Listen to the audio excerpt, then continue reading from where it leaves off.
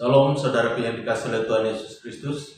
Saat ini kita akan bersama-sama belajar kebenaran firman Tuhan. Bila firman Tuhan boleh memberkati setiap kita semuanya. Dan firman Tuhan boleh menguatkan iman kita, mendewasakan rohani kita.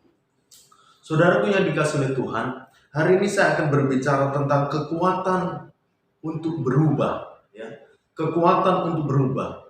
Saudaraku yang dikasih oleh Tuhan Yesus Kristus, kalau kita berbicara tentang kekuatan adalah berbicara tentang power, berbicara tentang kemampuan, kesanggupan yang ada di dalam diri manusia, baik itu berbicara tentang untuk melakukan sebuah aktivitas ataupun kegiatan, ataupun berbicara tentang kesiapan iman ataupun kesiapan mental, kesiapan pribadi kita.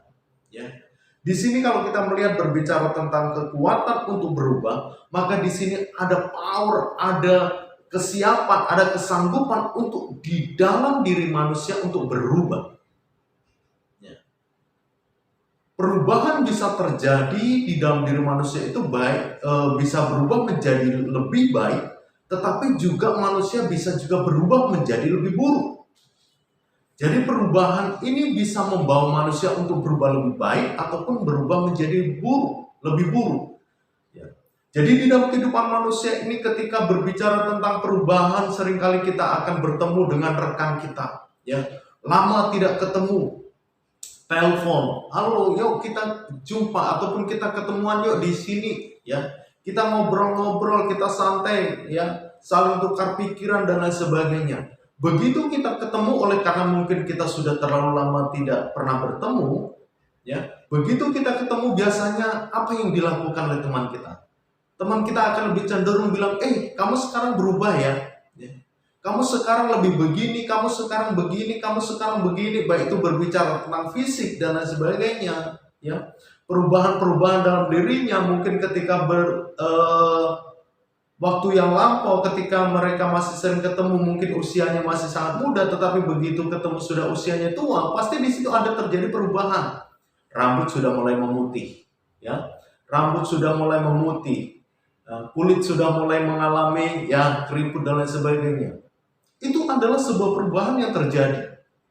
Itu adalah perubahan yang terjadi. Tetapi hari ini adalah berbicara tentang kekuatan untuk berubah, berarti ada sebuah, kalau orang bilang itu ada energi yang bisa memotivasi seseorang untuk bisa mengalami perubahan. Untuk mengalami perubahan. Banyak orang berbicara begini, saudara yang dikasih oleh Tuhan Yesus Kristus. Seseorang mau mengubah nasibnya. Seseorang mau mengubah nasibnya. Aduh, nasib saya kok begini ya. Hidup saya kok begini ya. Seseorang yang cuman hanya sekedar mengeluh dengan nasibnya, mengeluh dengan hidupnya, maka dia tidak akan mengalami perubahan apapun. Tetapi orang yang mau mengubah nasibnya, orang yang mengubah kehidupannya, harus ada sesuatu hal yang mereka lakukan dan mereka kerjakan. Tetapi di sini, di sini yang perlu kita akan pelajari melalui firman Tuhan saat ini adalah berbicara, kalau orang bilang itu apa yang bisa membuat, apa kekuatan yang bisa mengubah hidup kita? Kekuatan apakah yang bisa mengubah hidup kita? Kalau kekuatan apa menurut firman Tuhan hari ini yang bisa mengubah hidup manusia? Yang bisa membawa kepada sebuah perubahan. Kekuatan apa? Saudaraku yang dikasih oleh Tuhan Yesus Kristus, hari ini kita akan berbicara tentang dua hal yang menjadi sumber kekuatan untuk mengubah. Dua sumber kekuatan yang bisa mengubah kehidupan kita, mengubah manusia, mengubah manusia. Tetapi hari ini kita menyoroti adalah perubahan yang kepada hal yang positif, bukan hal yang negatif. Perubahan yang menuju kepada hal yang positif, bukan yang negatif. Baik, saudara. Di dalam kekuatan ada perubahan. Di dalam kekuatan ada perubahan. Contoh begini. Ketika kita ingin merubah kehidupan kita, kita butuh energi, ya. Kita butuh energi yang memotivasi diri kita sehingga kita ini mau berubah. Kita butuh energi yang memotivasi diri kita sehingga kita mau berubah. Tetapi kalau kita tidak ada di dalam diri kita energi yang memotivasi kita untuk berubah, kita jangan mengharapkan terjadi perubahan. Salah satunya ketika kita ingin merubah kehidupan keluarga kita, harus ada penyemangat mengapa kita mau berubah. Contohnya, kita melihat anak, ya. Kalau kita sudah punya anak, kita melihat anak yang lahir di dalam kehidupan keluarga kita, rumah tangga kita. Itu yang menjadi pemicu, itu yang menjadi acuan untuk kita ini harus mengubah. Ketika kita berpikir hidup saya ini susah, ya. Hidup saya ini susah. Saya tidak mau anak saya juga hidup susah. Hidup saya ini miskin, saya tidak mau anak saya juga miskin. Saya tidak mau istri juga mengalami menderita di dalam rumah tangga. Maka apa yang dilakukan? Harus ada titik tumpuan yang menyemangati hidup kita harus berubah. Anak bisa menjadi pemicu atau menjadi tumpuan kita untuk kita ini mempunyai semangat, mempunyai kekuatan untuk berubah. Bagi yang saat ini masih masa-masa untuk berumah tangga, harus ada hal yang menyemangati hidupmu untuk berubah. Mau berumah tangga butuh biaya besar, tapi dari dulu cuman diam saja, tidak pernah ada yang dilakukan, tidak pernah ada yang mau dikerjakan. Mau sampai tahun apapun itu, kita tidak akan pernah punya modal untuk bisa membiayai pernikahan, ya. Harus ada hal penyemangat. Contohnya, mungkin kekasih kita, orang yang kita sayang, itulah penyemangat bahwa kita memang mau membangun rumah tangga. Itu jadikan penyemangat untuk mengubah, untuk kita ini berubah. Tetapi hari ini kita akan berbicara tentang kekuatan untuk berubah, tetapi ini berbicara tentang perubahan menuju kepada hal yang positif. Seperti saya bilang tadi, perubahan bisa saja berubah negatif, ya, tetapi bisa berubah positif. Tetapi hari ini kita akan melihat 2 poin yang akan kita bersama-sama belajar kebenaran firman Tuhan. Yang pertama, ya, kekuatan yang bisa untuk mengubah. Yang pertama itu adalah kekuatan doa. Ya. Yang pertama adalah kekuatan doa. Kita akan buka di dalam 1 Samuel pasal 1 ayat 27, ya. Untuk mendapat anak inilah aku berdoa, dan Tuhan telah memberikan kepadaku apa yang kuminta daripadanya, ya.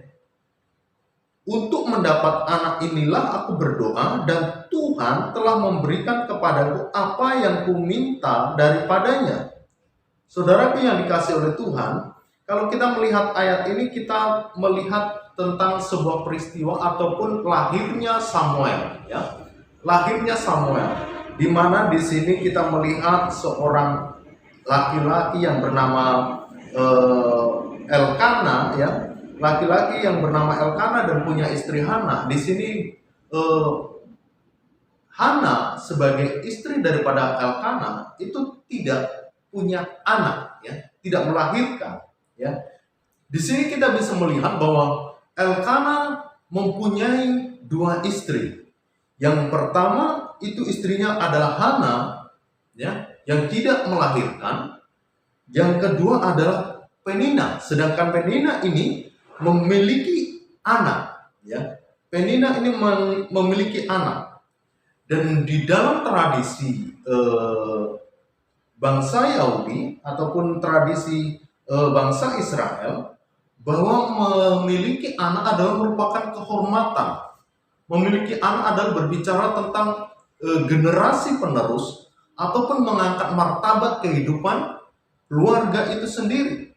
Dan di sini juga ketika seseorang ataupun wanita yang tidak melahirkan anak akan dipandang hina. Nah, oleh karena situasi seperti ini, kita bisa melihat bagaimana perasaan Hana ketika dirinya tidak mempunyai anak, sedangkan Penina, istri daripada Elkana yang satunya itu melahirkan anak. Tentu terjadi kecemburuan, tentu terjadi keirian. Bisa jadi si Elkana lebih membanggakan Penina Karena di dalam diri Penina ada penerus daripada Elkana, sedangkan dari Hana tidak ada. Disinilah kita bisa melihat bagaimana Hana, ya, Hana yang seringkali dicemooh, seringkali mungkin dipandang sinis oleh Penina. Di sini mungkin kita bisa tahu perasaan Hana ketika dia harus dicemooh, harus dipandang sinis oleh Penina, ya, oleh karena Hana tidak mempunyai anak. Pasti seorang wanita ini akan merasakan tertekan hidupnya. Pasti seorang wanita ini akan merasa tertekan hidupnya, merasa sakit hati oleh karena dihina, oleh karena pandangan sinis orang lain. Tetapi di sini kita bisa melihat menurut firman Tuhan, di sini kekuatan untuk berubah. Kekuatan untuk berubah itu yang pertama adalah doa. Kita bisa melihat Hana, ya. Hana yang tidak memiliki anak, tetapi di sini ketika dia datang berdoa kepada Tuhan, berdoa memohon kepada Allah, maka di situ Allah mengabulkan permintaannya, yaitu apa? Tuhan mengaruniakan kepada Hana seorang anak laki-laki, sehingga Hana mengandung dan melahirkan Samuel. Dan hal yang sangat-sangat mungkin miris adalah ketika Hana sedang berdoa di rumah Allah, di bait Allah, apa yang terjadi? Di situ seorang imam Eli, justru dia melihat, ya, memandang bahwa Hana ini jangan-jangan mabuk, ya, kan, bahwa Hana berdoa di dalam hati, ya, berdoa di dalam hati. Jadi berdoanya itu tidak perlu mengeluarkan suara keras-keras, tetapi hatinya sedang berkomunikasi dengan Tuhan. Hatinya sedang berbicara kepada Tuhan. Ya. Banyak kan kita orang-orang zaman sekarang juga seperti itu. Ketika berdoa, ada orang yang berdoa itu dengan suara keras, dengan ekspresi suara keras, dengan suara yang nyaring. Bahkan ada yang cuma sekedar dengan suara lirih. Tetapi di sini Hana berdoa di dalam hati, dan di zaman sekarang juga banyak orang yang berdoa di dalam hati, ya, berdoa di dalam hati. Jadi doanya tidak mesti diperdengarkan kepada orang di sekitarnya, ya. Tetapi dia berdoa adalah berbicara tentang hatinya yang sedang berkomunikasi, sedang berbicara kepada Tuhan. Disinilah kita bisa melihat bahwa Hana, oleh karena dia merasa sakit hati karena dihina oleh Penina, ya, dia sampai merasa sedih, dia sampai nangis oleh karena selalu dihina, ya. Tetapi hal yang luar biasa adalah Elkana sebagai suaminya justru selalu menguatkan Hana, ya. Kenapa kamu bersedih? Tidak perlu engkau bersedih. Bukankah aku ini lebih berharga daripada 10 anak laki-laki? Disinilah peran daripada seorang suami yang melihat kesedihan istrinya. Di situ dia justru memotivasi, menguatkan supaya Hana itu tetap tabah dan kuat, ya, tetap tabah dan kuat. Sehingga di sini Elkana berperan untuk menenangkan kesedihan, kegundahan hati istrinya. Hingga pada suatu hari ketika Hana sedang pergi ke rumah Tuhan, ya, setiap tahun mereka pergi ke rumah Tuhan untuk berdoa. Apa yang terjadi? Di sini Hana sedang berdoa dengan sungguh-sungguh, memohon kepada Tuhan. Bahkan dia bernazar kepada Tuhan, yaitu di dalam ayat 11. Kemudian bernazarlah ia, katanya, Tuhan semesta alam, jika sungguh-sungguh engkau memperhatikan sengsara hambamu ini, dan mengingat kepadaku, dan tidak melupakan hambamu ini, tetapi memberikan kepada hambamu ini seorang anak laki-laki, maka aku akan memberikan dia kepada Tuhan untuk seumur hidupnya, dan pisau cukur tidak akan menyentuh kepalanya. Di sini ada nazar yang diucapkan oleh Hana, kalau engkau Tuhan memberikan anak pun tidak asal sekedar anak, tetapi di sini anak laki-laki. Jadi spesifik, ya, spesifik. Jadi nggak hanya Tuhan berikan saya seorang anak, enggak. Tetapi di sini spesifik sekali bahwa anak laki-laki. Jika Tuhan mengabulkan doaku, jika Tuhan mengabulkan doa Hana, maka Hana bernazar anaknya akan diberikan untuk Tuhan. Maksudnya diberikan ini adalah diserahkan kepada Tuhan untuk melayani Tuhan, ya, untuk melayani Tuhan seumur hidupnya.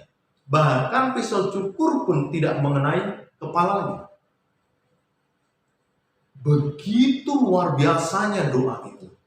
Doa yang diucapkan oleh Hana ini untuk apa? Untuk mengubah sengsaranya, ya. Ayat 11 dikatakan, kemudian bernazar ia katanya, Tuhan semesta alam, jika sungguh-sungguh engkau memperhatikan sengsara hambamu.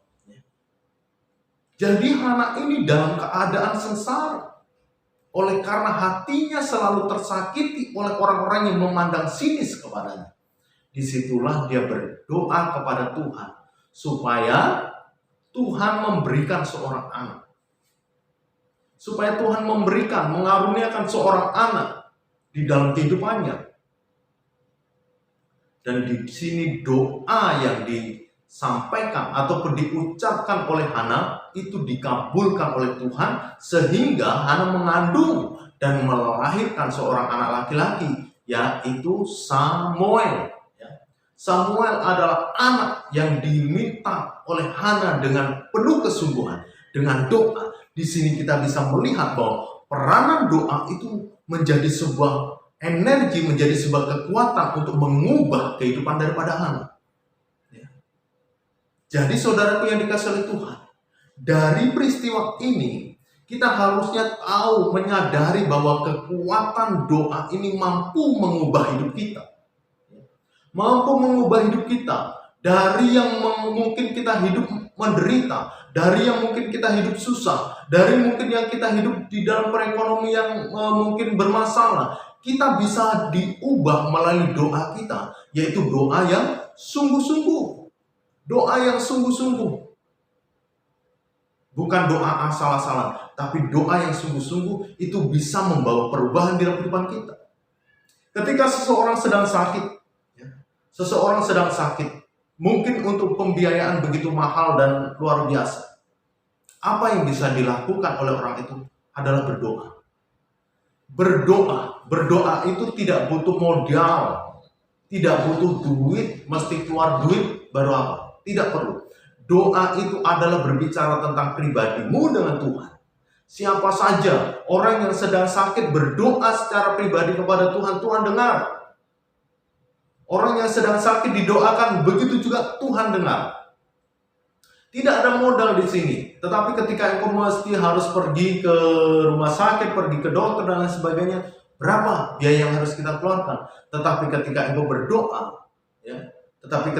berdoa, maka engkau bisa mengalami perubahan. Yang sakit disembuhkan, yang lemah dikuatkan, yang menderita Tuhan akan berikan kebahagiaan dan penghiburan. Itu apa? Itu adalah melalui kekuatan doa. Kekuatan doa. Jadi di dalam kehidupan kita hari ini belajar dari apa yang sudah Hana lakukan. Dia begitu sungguh-sungguh berdoa kepada Tuhan ketika dia minta anak, maka Allah mengabulkan anak dengan memberikan anak laki-laki yang diberi nama Samuel. Jadi hari ini kalau kita bisa melihat, yang pertama kekuatan untuk berubah itu adalah kekuatan doa. Mari kita selalu berdoa kepada Tuhan. Berdoa untuk segala persoalanmu, berdoa untuk segala hal yang engkau hadapi saat ini, berdoa untuk rumah tangga, berdoa untuk keluarga, berdoa untuk orang lain, berdoa untuk bangsa Indonesia, berdoa untuk dunia saat ini, di mana wabah COVID-19 masih terjadi. Apa yang bisa kita lakukan? Berdoa.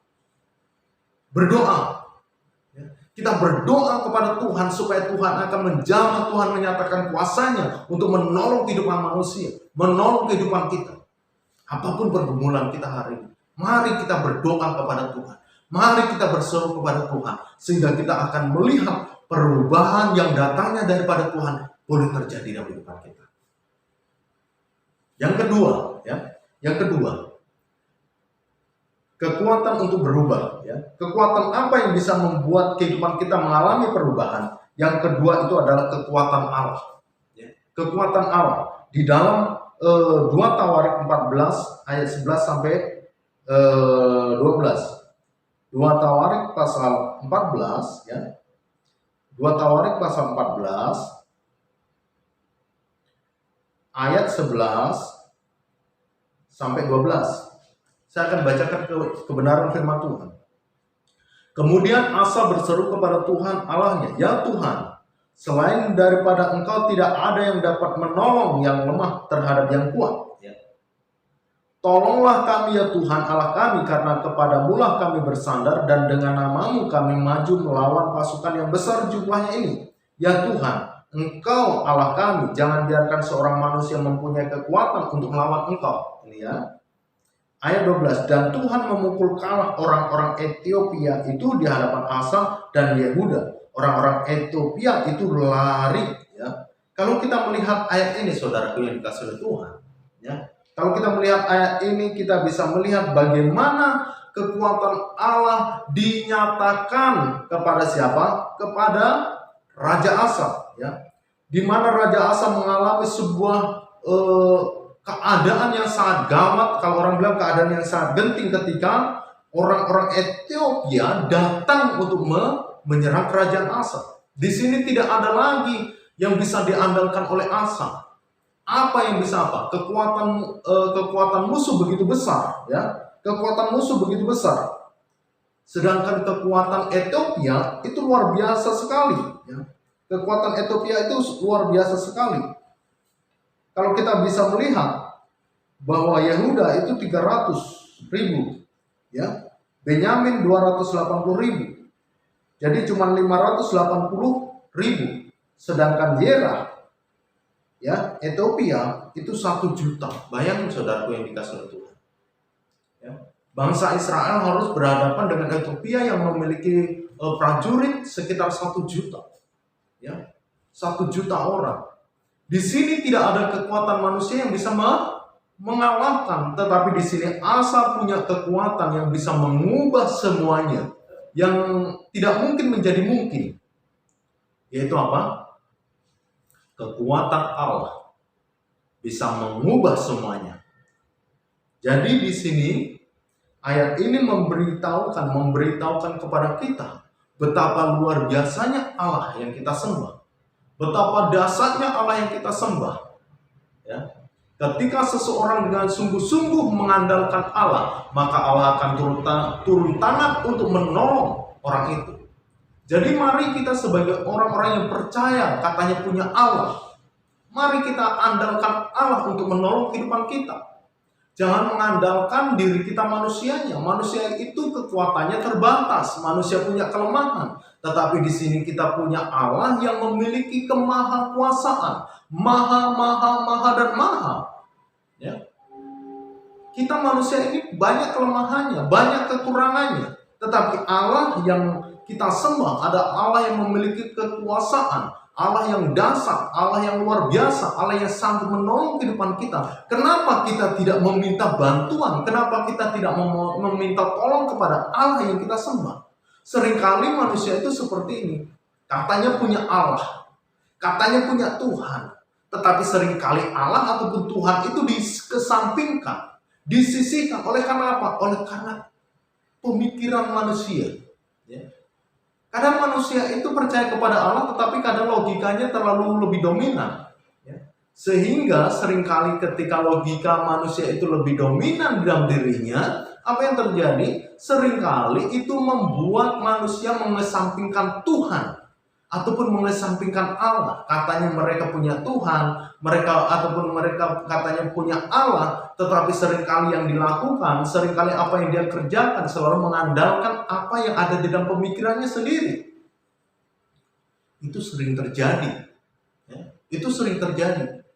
Manusia yang punya Tuhan ataupun manusia yang punya Allah, harusnya manusia itu di dalam segala hal selalu berdoa, selalu memohon supaya kekuatan Allah, pertolongan Allah nyata di dalam kehidupan kita. Asa di dalam, mungkin ini udah namanya Asa, mungkin bisa saja Asa ini putus asa juga. Kenapa? Oleh karena dia harus berhadapan dengan jumlah tentara yang begitu luar biasa, jumlah tentara Ethiopia yang luar biasa, sampai jutaan gitu. Mungkin Asa ini sebenarnya orang yang putus asa, sudah tidak tahu lagi.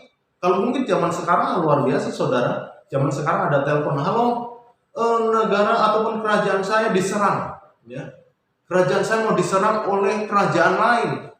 tolong, minta bantuan. Kita kan dari bapakku ataupun dari raja pertama sampai aku kan selalu kita ini berteman.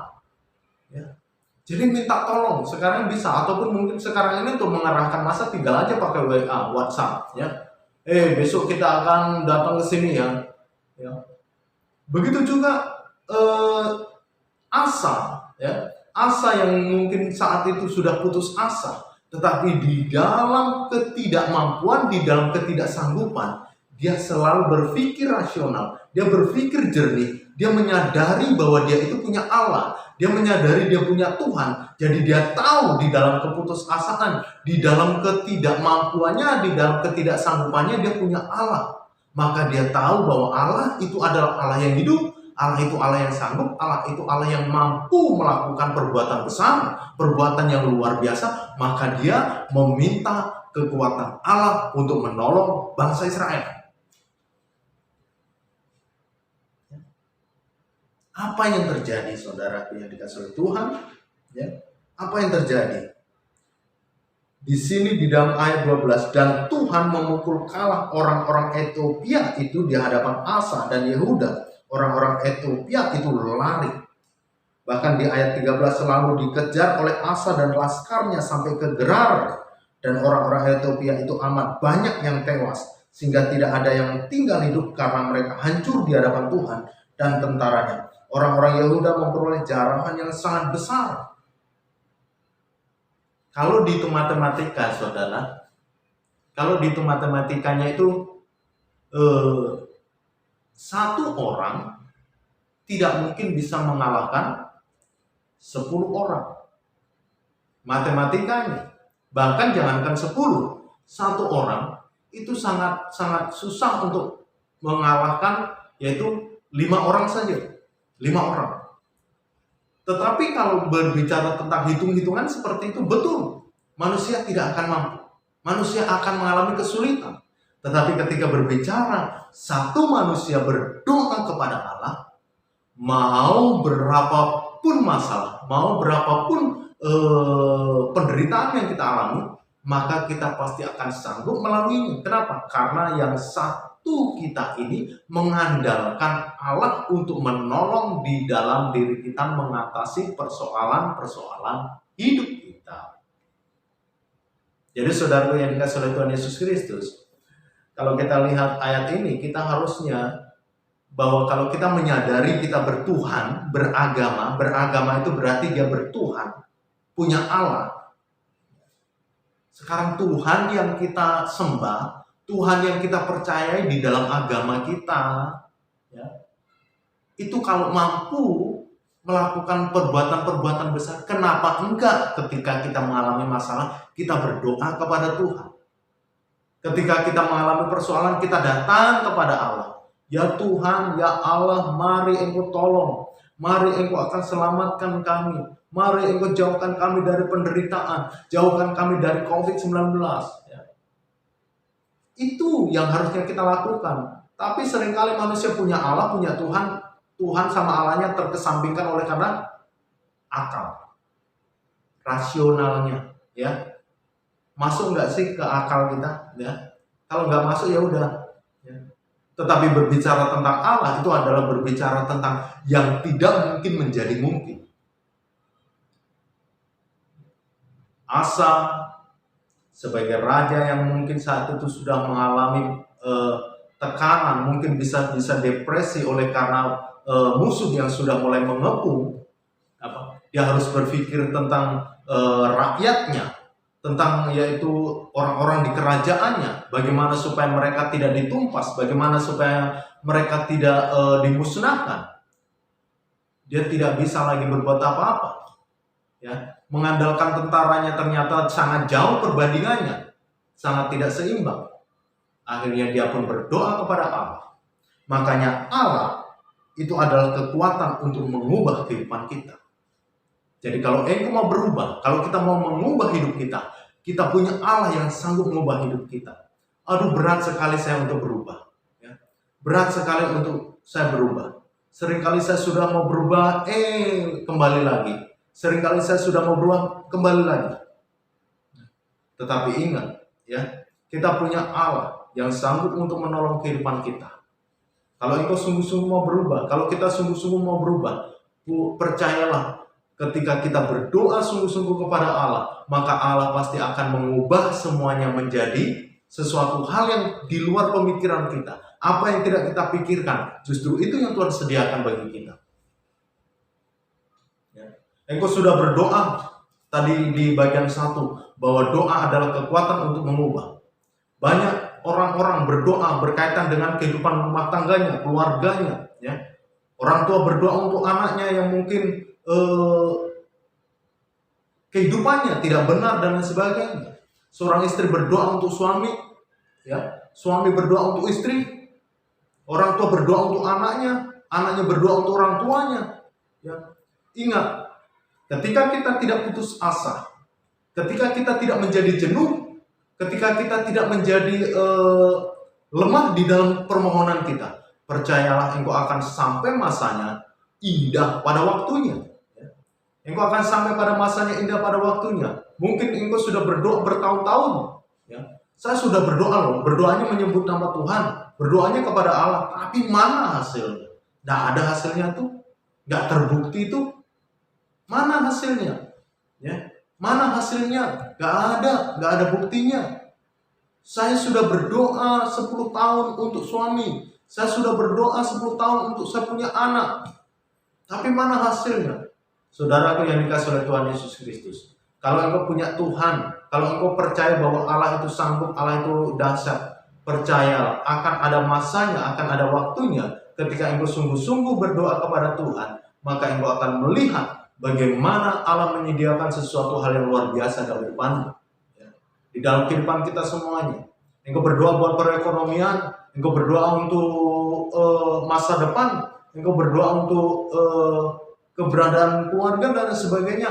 Percayalah, ketika kita tidak putus asa, ketika kita tidak menjadi lemah, maka kita akan melihat bagaimana Allah bekerja untuk mendatangkan kebaikan di dalam kehidupan kita semua. Jadi ini saudara yang dikasih oleh Tuhan. Dua hal yang menjadi kekuatan untuk berubah. Yang pertama adalah kekuatan doa. Yang kedua adalah kekuatan Allah. Percayalah, ketika kita berdoa dengan sungguh-sungguh, Allah akan menyatakan mujizatnya. Percayalah bahwa kekuatan Allah akan sanggup menolong hal-hal yang mungkin engkau berpikir bahwa tidak mungkin. Tidak mungkin, sudah tidak mungkin. Tetapi percayalah, yang tidak mungkin bagimu, itu sangat mungkin bagi Allah. Ya. Yang tidak mungkin bagimu itu sangat mungkin bagi Allah. Kalau engkau punya Allah yang luar biasa, jangan kesampingkan Allah, jangan kesampingkan Tuhan oleh karena akal kita, oleh karena logika kita. Jangan kesampingkan Allah. Bahkan mungkin akal dan logika kita berpikir sehingga nggak perlu berdoa, nggak mungkin itu. Nah itu. Jadi jangan sampai seperti itu. Tetapi mari kita bersama-sama. Mari kita bersama-sama. Yang saat ini hidupmu mau diubah oleh Tuhan. Engkau mau berubah di dalam hal apa? Ya. Engkau mau berubah di dalam hal apa? Di bagian mana dia berpandu? Ingat doa dan ingat kekuatan Allah. Maka engkau akan melihat perubahan itu pasti terjadi. Baik, puji Tuhan saudara yang dikasihi oleh Tuhan Yesus Kristus. Demikianlah firman Tuhan yang boleh saya sampaikan saat ini. Biarlah boleh memberkati kita semuanya. Mari kita akan bersatu dalam doa.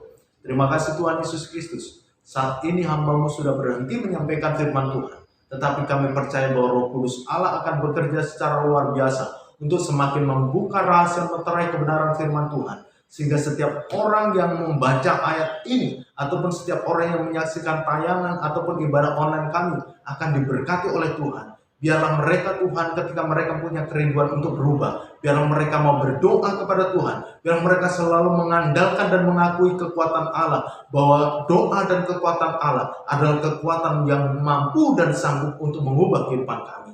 Terima kasih Bapa dalam surga. Biarlah firman Tuhan saat ini boleh memberkati setiap kami semuanya. Dan saat ini Tuhan, kami akan mengakhiri buat ibadah kami. Engkau akan senantiasa menolong. Kami tetap bawa di dalam doa Tuhan. Ya. Kami tetap berdoa khususnya bagi bangsa Indonesia, di mana wabah pandemi COVID-19 masih terjadi. Kami berdoa di dalam nama Tuhan Yesus Kristus, biarlah Tuhan COVID-19 akan cepat berlalu dari bangsa Indonesia, cepat berlalu dari dunia ini, sehingga Tuhan manusia akan kembali hidup normal, manusia akan kembali hidup bersosial dengan baik dan seperti sedia kala Tuhan. Dan saat ini Tuhan, tetapi semuanya bukan kehendak kami sebagai manusia, kehendak-Mu yang jadi. Engkau tahu rancangan dan rencanamu di balik apa yang terjadi di dunia ini Tuhan. Terima kasih Bapa dalam surga, kami juga menyerahkan Tuhan setiap orang-orang yang saat ini terkena COVID-19, jamahan Allah akan nyata untuk memberikan kesembuhan dan pemulihan bagi keluarga yang saat ini ada yang meninggal oleh karena COVID-19, Engkau memberikan penghiburan, dan bagi orang-orang yang sudah sembuh dari COVID-19, biarlah kesembuhan yang semakin sempurna boleh mereka alami. Terima kasih Tuhan, berkati bangsa kami, berkati pemerintahan di negara kami, sehingga bangsa kami menjadi negara yang adil, makmur, sejahtera, negara yang diberkati oleh Tuhan. Terima kasih Tuhan, saat ini kami akhiri ibadah kami. Mari saudaraku yang dikasih oleh Tuhan, engkau yang percaya, mari kita akan angkat tangan kita akan menerima berkat Tuhan. Kasih karunia damai sejahtera daripada Allah Bapa, keselamatan daripada Tuhan Yesus Kristus, dan penghiburan daripada Roh Kudus akan menyertai hidup kita dari saat ini sampai Maranatha, kedatangan Tuhan Yesus yang kali kedua. Kita semua yang percaya katakan amin.